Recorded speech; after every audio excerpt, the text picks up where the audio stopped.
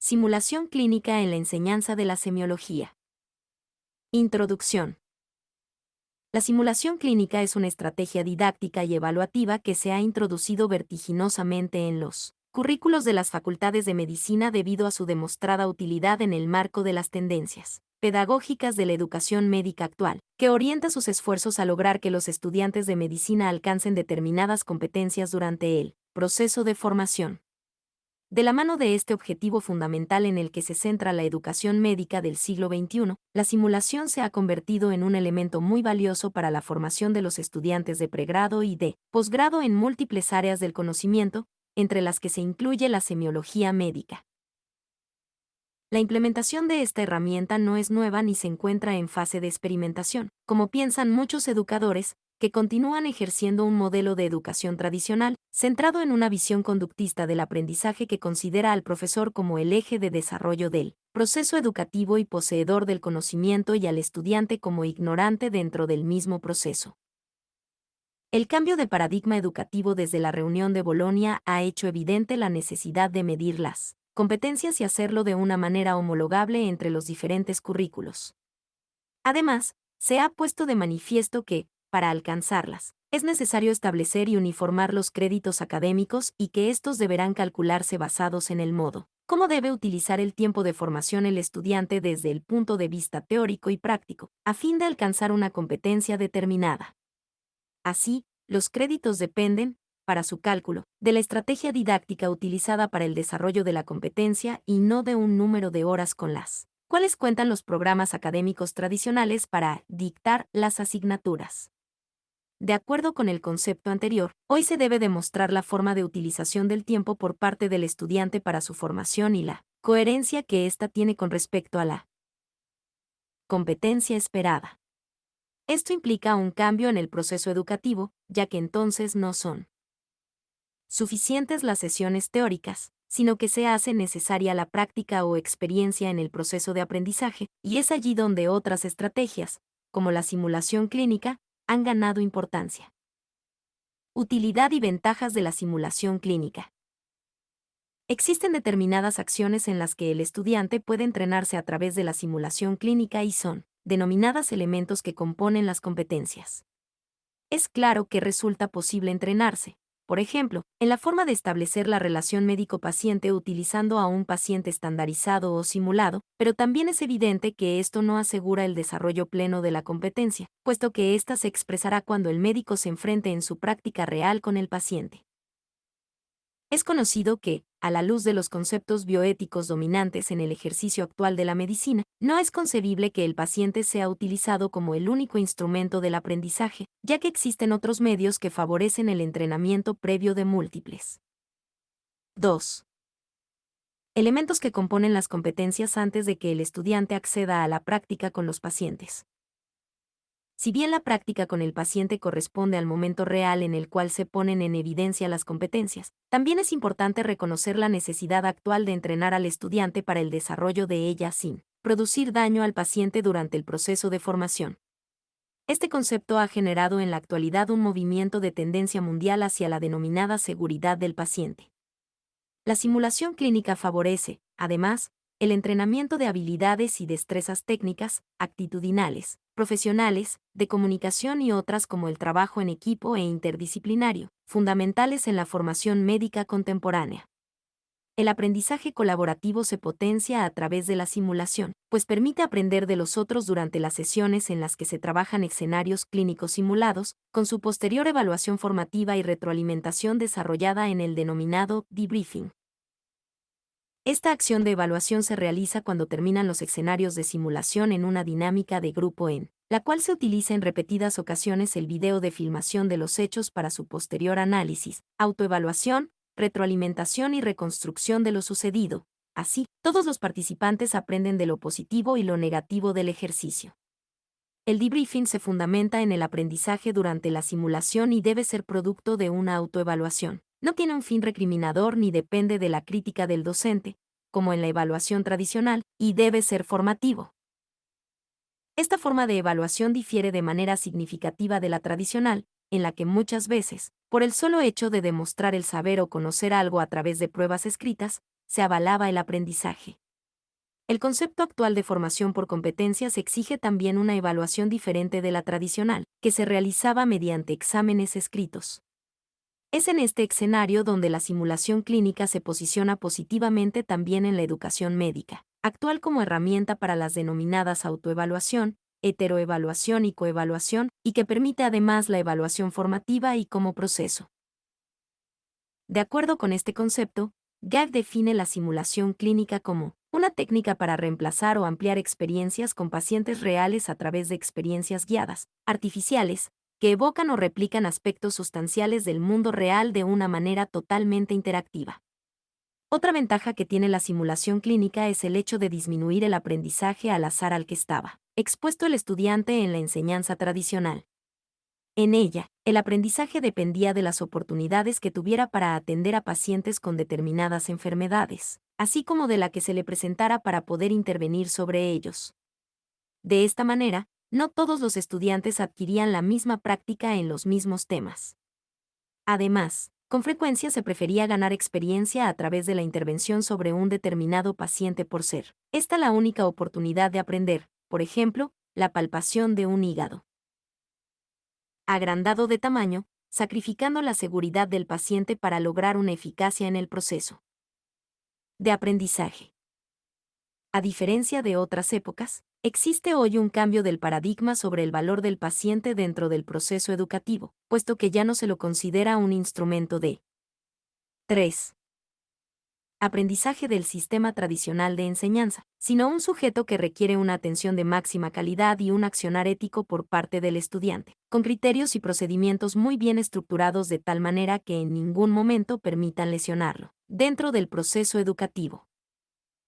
La importancia que ha adquirido la simulación clínica en el aprendizaje del estudiante es aún más significativa, porque permite repetir de manera sistematizada las experiencias de aprendizaje y aprender del error, lo cual está descrito dentro del aprendizaje emocional como seguridad psicológica. Esta experimentación, reflexión y nuevo afianzamiento de conceptos o procesos a través de la experiencia aplicando lo aprendido es muy importante para tener seguridad y claridad conceptual en el momento de enfrentar la realidad del paciente. Dicha experiencia favorece el denominado aprendizaje significativo de Ausubel, porque facilita la forma de integrar nuevos conceptos a otros que ya tenía el estudiante y le da un tiempo para reflexionar, organizar y priorizar el pensamiento en torno a la práctica simulada.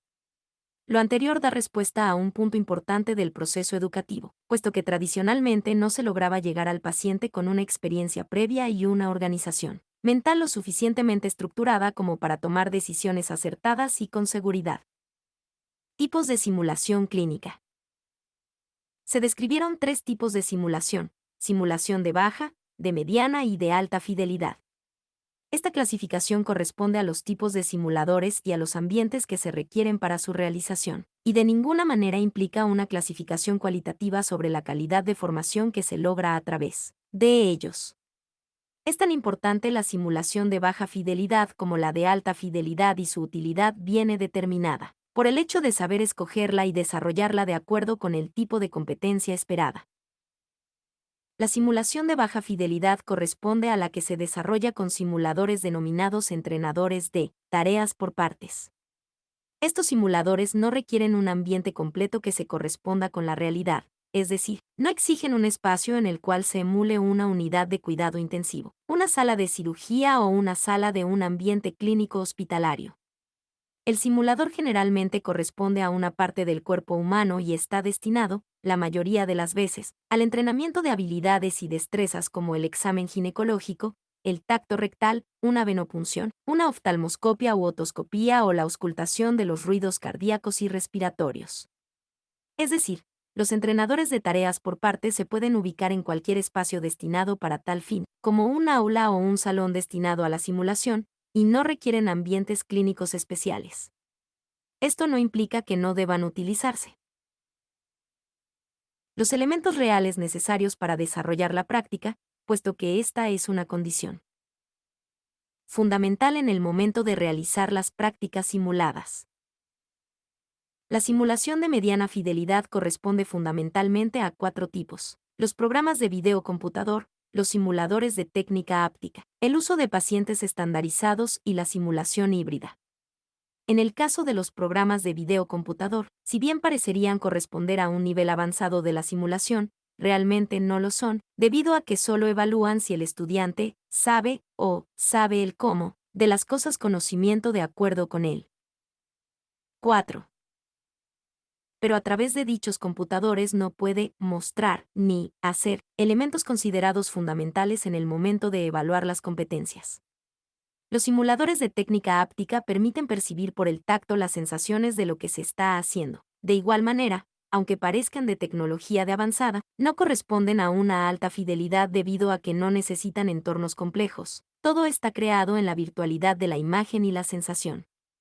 El paciente estandarizado también se considera de mediana fidelidad, ya que se desarrolla en un ambiente seguro, pero no desarrolla múltiples competencias ni requiere múltiples elementos para la preparación del ambiente simulado. El cuarto tipo, correspondiente a la simulación híbrida, se utiliza combinando un entrenador por partes y un paciente simulado. La simulación de alta fidelidad se basa en simuladores que se denominan de igual manera y emulan muchas variables fisiológicas y semejanzas con un ser humano real, y a su vez, requieren ambientes complejos que deben simular espacios con todas las condiciones de un ambiente real y cuyo propósito es desarrollar múltiples competencias dentro de un mismo escenario. Este tipo de escenarios de alta fidelidad exige idealmente el lugar ambientado de manera similar a donde se realizan las prácticas reales, con todos los elementos funcionales de trabajo como carro de paro, desfibrilador, monitores, instrumental de intervención, y además, ciertas condiciones como un sistema de audio y video para la grabación y posterior retroalimentación de los estudiantes durante el debriefing, así como un vidrio unidireccional, semejante a la cámara de Deceli, Ronel. Fin de hacer el escenario lo más cercano posible a la realidad. Estas características diferencian el espacio físico correspondiente a un laboratorio de habilidades y destrezas, que en general solo requiere una infraestructura y utiliza primordialmente simulación de baja y mediana fidelidad, de un centro de simulación clínica, en el cual se cuenta con las características físicas descritas, además de la técnica didáctica de la simulación de alta fidelidad correspondiente a la construcción de escenarios estructurados, con objetivos, indicadores de competencias, construcción de guiones para el manejo y función del simulador de alta fidelidad, la preparación del espacio físico del escenario, la planificación de la grabación del escenario y del debriefing con sus correspondientes objetivos y conclusiones. Dimensiones de aplicación de la simulación clínica. De acuerdo con Gabe, la simulación tiene diversas aplicaciones que pueden ser categorizadas en 11 dimensiones, cada una de las cuales presenta diferentes atributos. La primera dimensión corresponde al propósito y los objetivos de la actividad en simulación. Dentro de esta dimensión se debe distinguir si el énfasis se pone en la formación en conocimientos y habilidades básicas para su introducción al trabajo o si el énfasis radica en el entrenamiento para el desempeño o su evaluación a nivel individual o en los equipos de trabajo. La segunda dimensión corresponde a la unidad de participación en la simulación. Se debe distinguir si se pone el énfasis en los niveles organizacionales, por ejemplo, en la forma de trabajo en equipo y en la distribución de recursos dentro del equipo de trabajo. Esta es una aplicación muy interesante de la simulación clínica y se basa en los hallazgos empíricos que afirman que el desempeño individual no es suficiente para la seguridad óptima del paciente. Por tal motivo se debe realizar un entrenamiento en simulación inicialmente en grupos intradisciplinarios y luego. 5. Interdisciplinarios. Esta dimensión resulta fundamental, dada la trascendencia que se le asigna en la actualidad al entrenamiento para el trabajo en equipo como un objetivo importante en la formación profesional. La tercera dimensión corresponde al nivel de experiencia de los participantes en la simulación. Se refiere a la utilidad que brinda la simulación para crear ambientes cercanos a la realidad generando una experiencia previa al encuentro con el paciente y facilitando el entrenamiento previo. Esta aproximación da lugar a un acúmulo de experiencias que se espera que tengan un gran sinergismo con la realidad del paciente. La cuarta dimensión corresponde al dominio del cuidado de la salud. Este dominio se adquiere de manera favorable a través de la simulación, no solo entrenando las habilidades técnicas y de procedimiento, por las cuales se reconoce de manera amplia la simulación, sino también otras habilidades como la comunicación con los pacientes y colegas, o el desarrollo de actitudes y posturas profesionales éticas, que permitirán asumir responsabilidades, decisiones y conductas o posturas, por ejemplo, frente al final de la vida o en los problemas graves de salud. La quinta dimensión se refiere a las disciplinas que pueden participar en los ejercicios de simulación. La simulación es aplicable a todas las disciplinas y actores en ciencias de la salud, no solo a los médicos. Puede incluso aplicarse con gerentes, administradores, auditores y otro tipo de profesionales implicados en la atención en salud. La sexta dimensión se refiere al tipo de conocimiento, habilidad o actitud que se desee desarrollar a través de la simulación. Este punto es muy importante, pues está estrechamente relacionado con el tipo y el nivel de competencia que se espera desarrollar en el estudiante. La séptima dimensión corresponde a la edad de los pacientes con quienes se puede trabajar en simulación. Al principio solo se trabajaba con adultos, pero ya está ampliamente reconocida la utilidad que tiene la simulación en la formación del estudiante para la atención del paciente pediátrico o neonatal. La octava dimensión se refiere a la tecnología aplicable o requerida para la simulación. Las simulaciones verbales que utilizan, por ejemplo, a pacientes estandarizados no requieren alta tecnología. También se puede realizar simulación con piezas de simuladores, como corresponde a los simuladores denominados entrenadores de tareas por partes, o utilizar un juego de roles para los entrenamientos en equipos interdisciplinarios analizando videos y utilizando simuladores simples. Los simuladores entrenadores de tareas por partes replican aspectos limitados de una tarea y no presentan una experiencia integrada. Para ello se pueden emplear simuladores de paciente, en un sistema que presente una interacción completa y un ambiente de trabajo clínico, ya sea utilizando simulación basada en un maniquí o a través de una pantalla que presente problemas clínicos, usando realidad virtual con interacción táctil áptica o sin ella. La novena dimensión corresponde al lugar en el cual se puede desarrollar la simulación.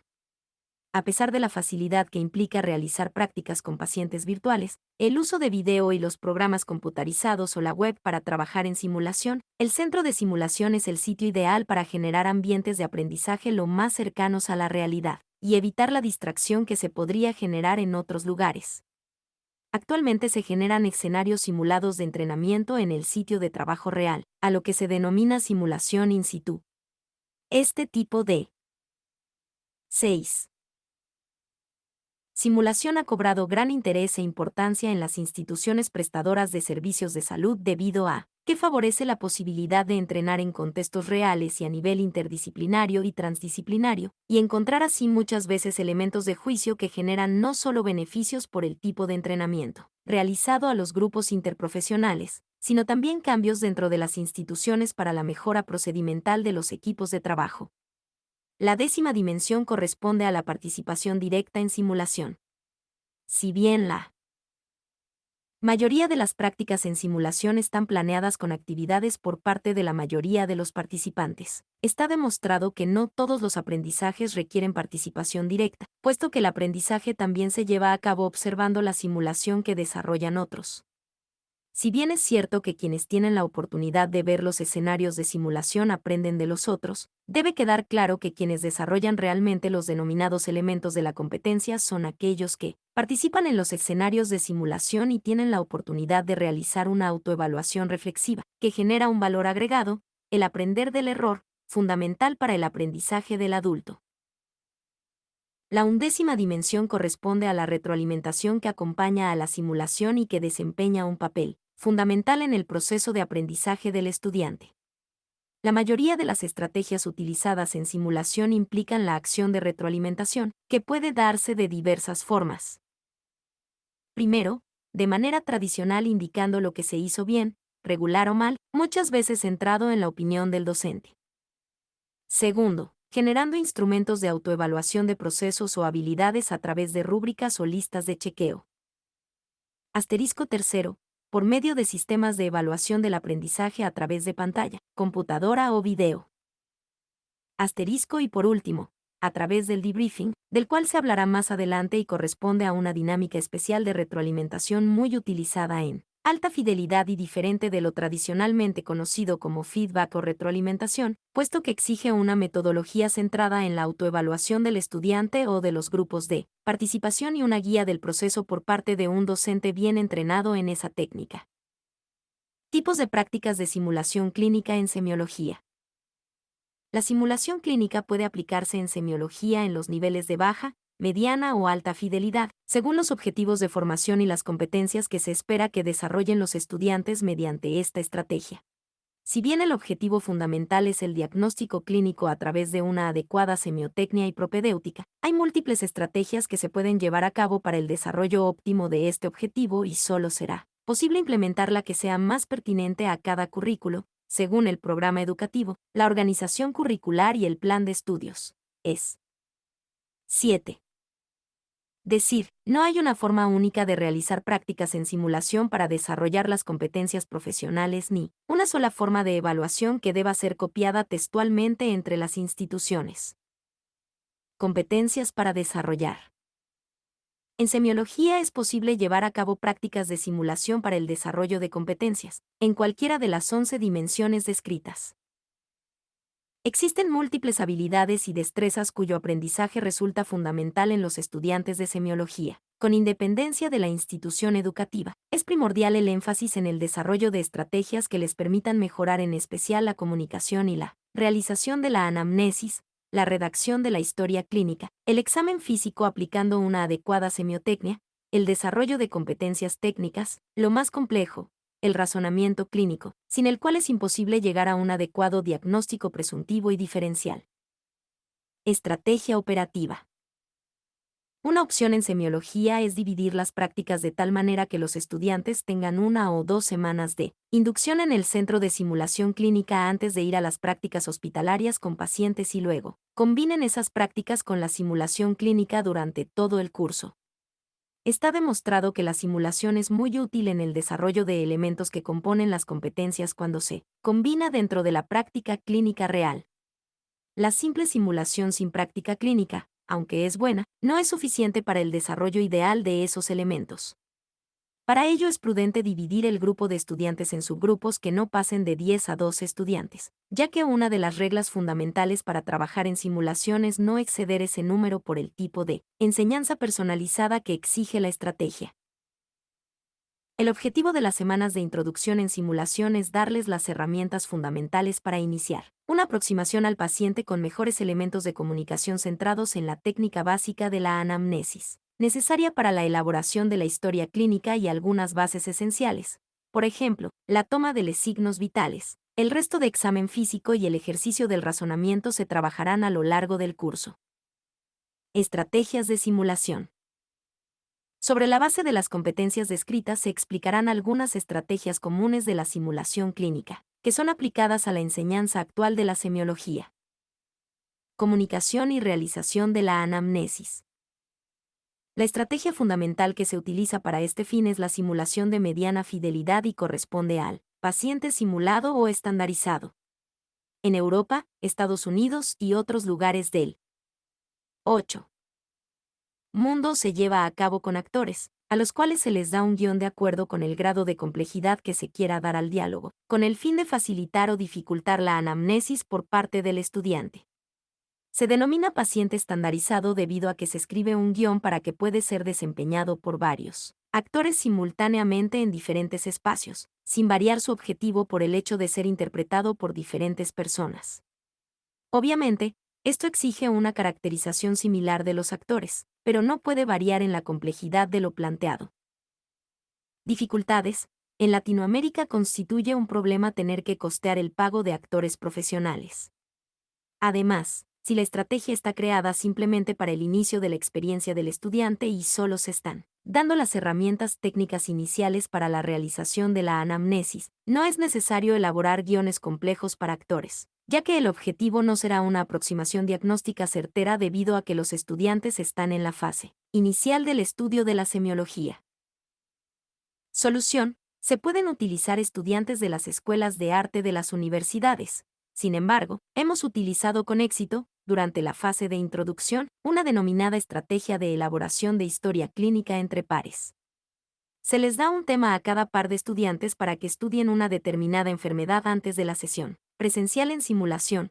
El día de la simulación se asigna el juego de roles, de manera que uno de los estudiantes hace de paciente y el otro de médico. Realizan así su primera anamnesis y elaboran su primera historia clínica. Condiciones. Deben haber recibido el fundamento teórico antes de la sesión de simulación con respecto a la forma en que deben desarrollar la historia clínica de acuerdo con los parámetros institucionales. Se puede realizar en cualquier espacio del centro de simulación. No requiere consultorios de simulación clínica con vidrio unidireccional, audio y video porque no es necesaria su filmación, puesto que por el momento están en una etapa inicial. Es importante que el docente analice de manera verbal las historias redactadas una vez terminado el ejercicio de la anamnesis y brinde la retroalimentación correspondiente, de modo que quede claridad en cuanto a los errores, su incidencia en el diagnóstico presuntivo y la importancia de corregirlos en el próximo ejercicio simulado, en el cual se cambian los roles. Pasadas las semanas de introducción utilizando la técnica de simulación por pares con juego de roles, se puede continuar la práctica a lo largo del curso con la filmación en los consultorios de simulación con vidrio unidireccional. En este caso se crea una lista de chequeo con indicadores de la competencia comunicativa y con ella se evalúa a los estudiantes luego de las prácticas. Da buen resultado dejar estas listas en el centro de simulación para que los estudiantes regresen en cualquier momento libre, soliciten sus vídeos y realicen la autoevaluación correspondiente. Es importante aclarar que siempre que se filme a estudiantes se debe tener un consentimiento escrito previo y los vídeos solo pueden ser observados por quienes formaron parte de la filmación. Por último, cuando los estudiantes ya han tenido entrenamiento técnico en la elaboración de la historia clínica y se desea iniciar el perfeccionamiento de la anamnesis con el fin de llegar a un diagnóstico presuntivo con dificultades para el estudiante en el momento de recibir la información, por ejemplo, por el nivel cultural del paciente o su grado de agresividad o subjetividad, es necesario escribir guiones muy bien elaborados para ser representados por actores, estudiantes o profesores bien entrenados. Esto se hace en consultorios de simulación, con Noé. Filmación de los escenarios y con el objetivo de darles un grado de dificultad que permita reproducirlos múltiples veces con la misma complejidad para utilizarlos en el momento de evaluar equitativamente a los estudiantes.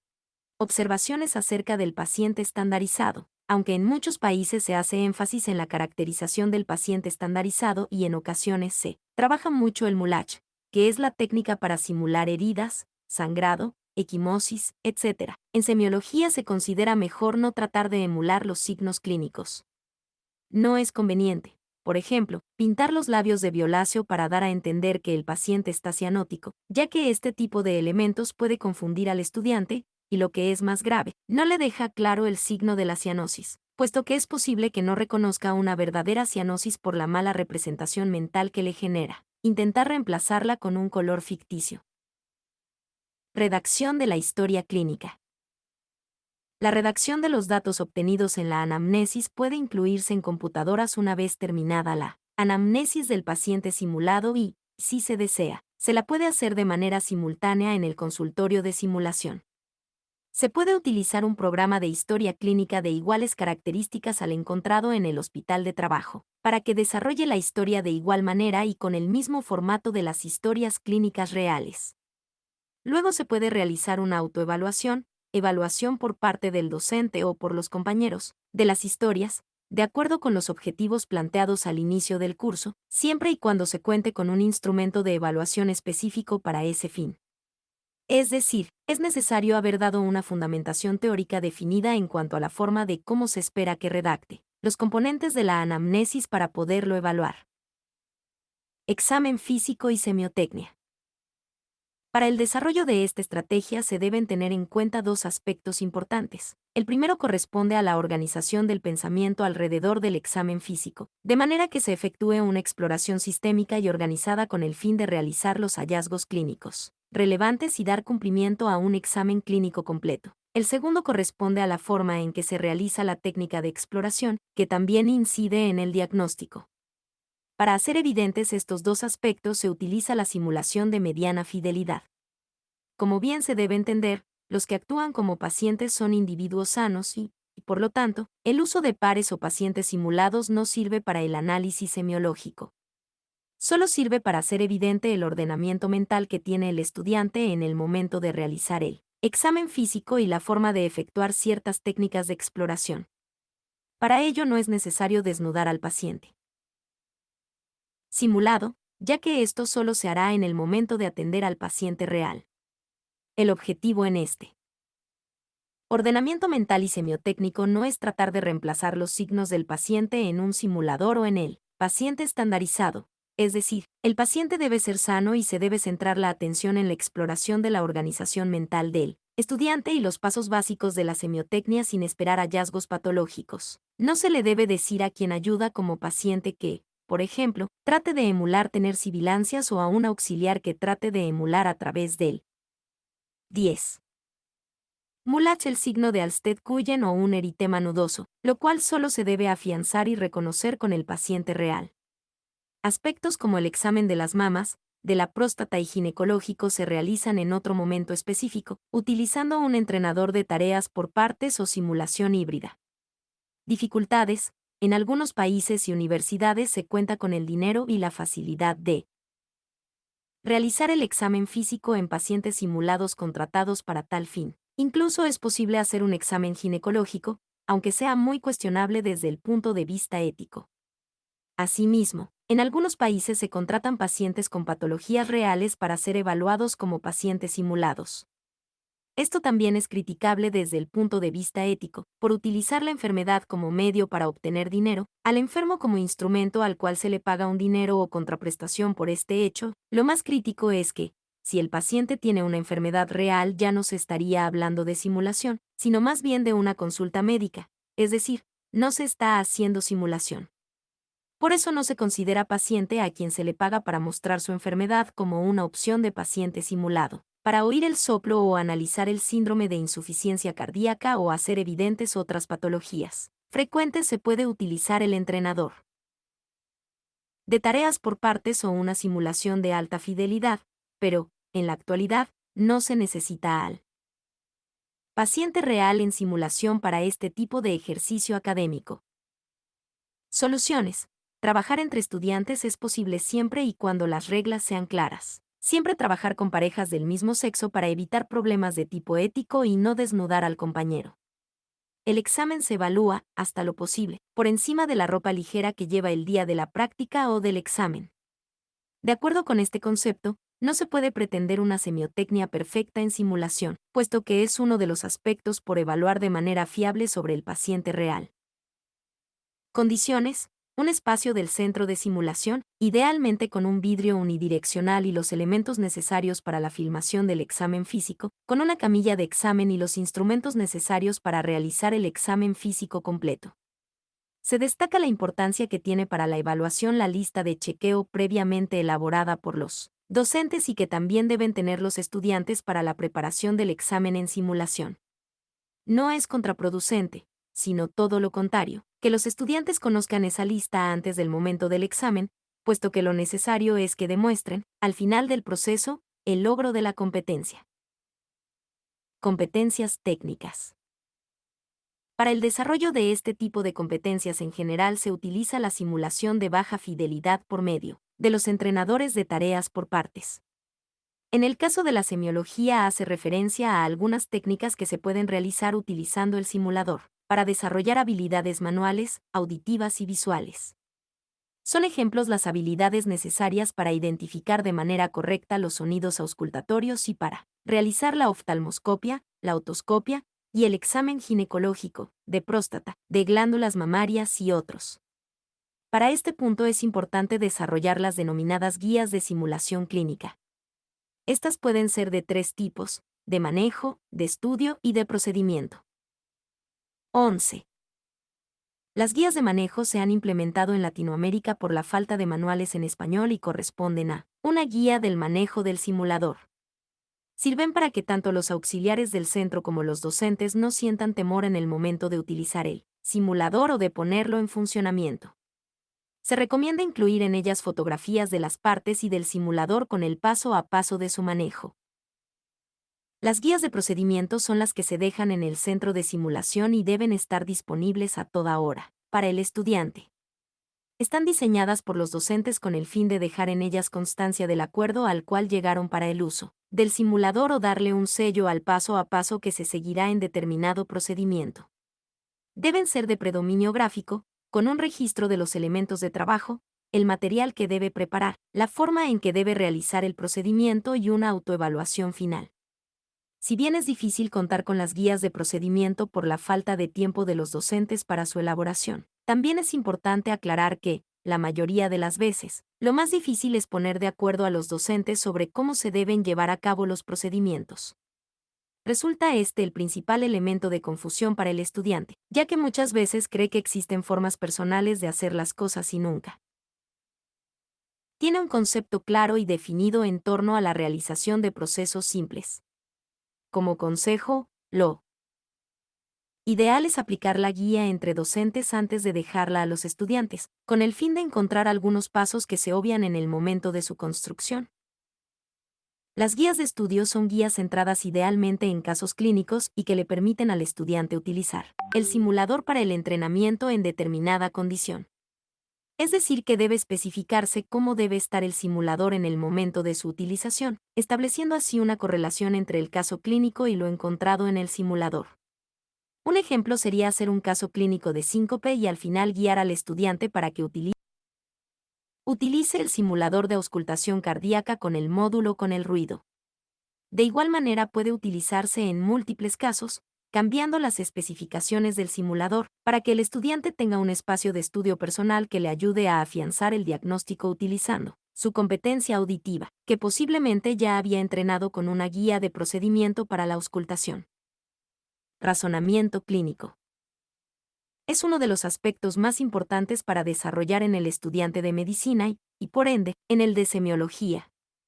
Las estrategias más utilizadas para el entrenamiento en el razonamiento clínico corresponden a la simulación de mediana fidelidad en las sesiones de video razonamiento y a la simulación de alta fidelidad.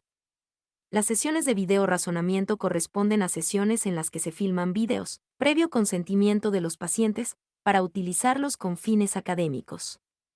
En ellos se hacen evidentes algunos signos físicos que se prestan al razonamiento clínico, por ejemplo, el edema, la facies, un exantema o enantema, un tórax enfisematoso, patrones respiratorios. Se proyecta el video durante unos 15 segundos y se hace una pausa. Se hace un torbellino de ideas con respecto a lo que observan los estudiantes o les llama la atención. Se confecciona una lista de las opiniones y luego se desarrolla un ejercicio de correlación fisiopatológica de lo observado. Por ejemplo, un estudiante sugiere que el edema es renal y otro, que es cardíaco. Se les pide entonces que argumenten por qué piensan en esas etiologías. Con base en lo que expresen, se inicia el ejercicio utilizando sus opiniones para hablar. 12. Por ejemplo, de los tipos de edema, del origen del edema renal y del cardíaco, o de la presión oncótica, coloidosmótica o hidrostática. Una vez que quedan claros los mecanismos por los cuales se explican los fenómenos observados, se los puede inducir, por ejemplo, a pensar en qué buscar en el examen físico de los ojos si el caso fuera de origen renal y destacar así la importancia de mirar las conjuntivas para determinar si el paciente está anémico, o mirar la lengua para determinar si es un mixedema. En definitiva, crear inquietudes que llevan a integrar los conceptos y a razonar en torno al ejemplo clínico. Por último, se puede mostrar el video completo en el que se puede verificar la presencia o la ausencia de los supuestos signos por encontrar sobre la base del razonamiento y, si da lugar, el diagnóstico definitivo del caso.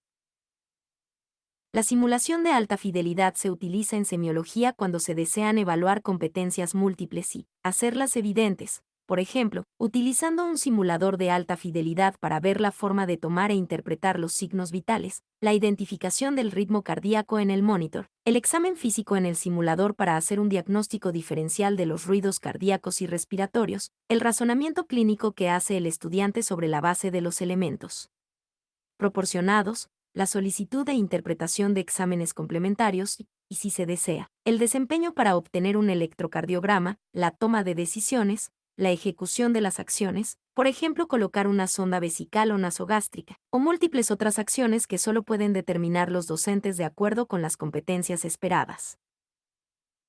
La simulación clínica de alta fidelidad tiene entonces una aplicación en la enseñanza de la semiología. Luego de alcanzar los conocimientos teóricos y prácticos y el desarrollo de múltiples habilidades y destrezas, en el momento en el que se quiera hacer evidente el desempeño práctico del estudiante frente a un caso o escenario clínico particular que requiere múltiples competencias para su desarrollo. Simulación en evaluación. Una forma muy utilizada para la evaluación de competencias de los estudiantes de semiología corresponde a los denominados exámenes clínicos objetivo estructurado, o, por sus siglas, ECOE. Un ECOE bien elaborado supone unas 22 estaciones e implica el uso de diversos tipos de simulación, baja, mediana o alta fidelidad, acorde con los objetivos de evaluación. Debido a la dificultad que esto representa en cuanto al número de docentes y espacios que se requieren, lo más frecuente en semiología es realizar un mini ECOE, con unas 4 a 6 estaciones, las cuales se deben diseñar de manera minuciosa para que los estudiantes roten cada determinado tiempo y coordinar de tal manera que tengan la misma duración en cada estación para mover a los estudiantes de una manera sincrónica. Para esa evaluación, además del diseño de las estaciones, que corresponden a los espacios individuales en los que van rotando los estudiantes cada determinado tiempo, encontrando en cada uno de ellos un simulador, paciente simulado o escenario de alta fidelidad con el fin de poder evaluar diversos elementos que componen las competencias, es posible utilizar las listas de chequeo mencionadas, la filmación para la autoevaluación, heteroevaluación y coevaluación o elaborar rúbricas específicas y coherentes con los objetivos e indicadores de competencias. Si bien estas son buenas ideas, al igual que el portafolio, para llevar a cabo una evaluación pertinente por 13. Competencias. En simulación lo más importante es la evaluación formativa a lo largo de los procesos y el uso del debriefing, como estrategia complementaria y fundamental dentro de la estructura de los escenarios. Si bien es importante el diseño de un ECOE para evaluar varios elementos de la competencia utilizando instrumentos de evaluación específicos con sus indicadores, en simulación es posible desarrollar todo tipo de estrategias evaluativas en aras de lograr una evaluación completa. Además de la importancia de la evaluación sumativa lograda a través de eventos aislados u organizados como el ECOE descrito, la evaluación diagnóstica es muy valiosa antes de iniciar una instrucción o una práctica en simulación para asegurar un mínimo común de conocimiento del grupo expuesto a la simulación. De igual manera, el ECOE puede servir para una evaluación formativa, pero definitivamente, lo que representa el icono de calidad de la evaluación formativa es el denominado debriefing. Este término anglosajón resume una estrategia que exige un entrenamiento particular por parte de los docentes, y cuyas características es necesario enfatizar para no confundirlo con la denominada retroalimentación o feedback que se hace al finalizar un escenario de alta fidelidad. El debriefing luego de un escenario de alta fidelidad solo se realiza con los que participaron en el escenario y se basa en 3 momentos fundamentales. Uno inicial, que corresponde a la parte emocional, en el que se explora el sentir de los participantes, sus limitaciones y sus impresiones y se hace ver al grupo que lo sucedido es parte del proceso y que se va a analizar sin juzgar nada ni a nadie en particular. Una vez que el grupo se siente bien, se inicia una segunda etapa, denominada advocacy inquiry, indagación-persuasión, en la que el docente, que de hecho identificó los errores, da una visión de cómo debió ser el proceso e indaga abiertamente sobre qué pasó con respecto a ese punto de vista global. Solo quien considere que tuvo que ver en la distorsión del proceso, y como producto de su autoanálisis, expone su punto de vista acerca de por qué considera que fue parte del error. Si los participantes no caen en la cuenta, se utiliza el video y es allí donde, al verse actuar, en general encuentran los detalles. Esta fase de indagación-persuasión es realizada por el docente, quien ofrece conceptos claros para discutir, pero aludiendo a los hechos de manera indirecta y reflexiva. Luego viene la parte más importante de la evaluación formativa, que es cuando, una vez que la persona identifica su error, el docente la induce a pensar qué marco mental, denominado FRAM, hubo detrás del error. Por ejemplo, es posible cometer el mismo error por 3 razones: por descuido, por dificultad en el manejo del estrés o por absoluto desconocimiento. Es en esta etapa en la que se llega a la esencia y comprensión del error, y por lo tanto, no siempre la solución está en enviar al alumno a estudiar más. Muchos deben mejorar otros aspectos, como la atención o el manejo del estrés. Por último, se llega a la fase de conclusiones, en la que el docente pregunta al grupo qué se llevan a su casa, casi siempre de manera personal, y luego como grupo, cerrando así una experiencia formativa de excelente valor para quienes participan en ella. Es importante aclarar que esta actividad impone un reto muy significativo para el docente, ya que implica un cambio personal frente al concepto tradicional de la evaluación. Conclusión. 14. Los tipos de simulación clínica que pueden utilizarse para la enseñanza de la semiología son múltiples y su utilidad es muy diversa, de acuerdo con el tipo de competencia esperada por parte de los estudiantes. Es clara la utilidad de la simulación clínica, al igual que sus limitaciones. Es evidente que la simulación no pretende reemplazar la práctica con los pacientes ni ningún otro tipo de estrategia didáctica y evaluativa. La simulación clínica es una estrategia más con la que cuenta el docente en la educación médica actual para facilitar el aprendizaje y la evaluación de los elementos que componen las competencias del médico. Esta estrategia se utiliza para optimizar la calidad de formación de los estudiantes, de manera que les brinde una mayor seguridad en el momento de enfrentar la realidad del paciente y lo hagan del modo más idóneo, contribuyendo así a un ejercicio profesional ético y centrado en la seguridad del paciente. Muchas gracias por su atención.